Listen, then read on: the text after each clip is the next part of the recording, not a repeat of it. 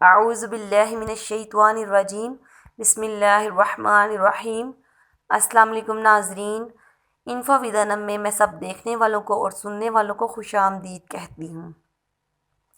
تو ناظرین، ویڈیو کا آغاز کرتے ہیں درود پاک پڑھ کر۔ الصلاۃ والسلام علیک یا سیدی یا رسول اللہ وعلی آلک واصحابک یا سیدی یا حبیب اللہ۔ تو ناظرین، میری جو آج کی خواب کی تعبیر ہے وہ ہے بچھو کے متعلق۔ جن لوگوں نے خواب میں بچھو کو دیکھا ہے تو اس کی کیا تعبیر ہے؟ حضرت ابن سیرین رحمۃ اللہ علیہ نے فرمایا ہے کہ خواب میں بچھو ضعیف دشمن ہے کہ لوگوں کو ستاتا ہے اور اس کے نزدیک دشمن اور دوست برابر ہے۔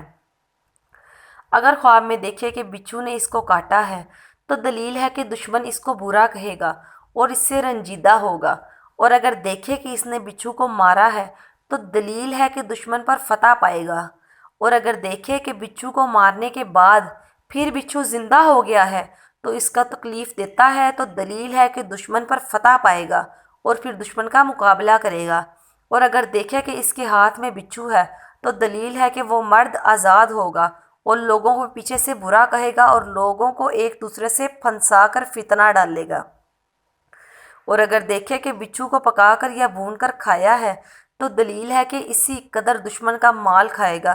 اگر دیکھے کہ بچھو کو منہ دکھایا اور کھایا ہے تو دلیل ہے کہ دشمن اس کے گھر میں ہے اور اس کے ساتھ نشست و برخاست رکھتا ہے، اور اگر دیکھے بچھو اس کے کپڑے میں ہے تو یہ بھی یہی دلیل ہوگی۔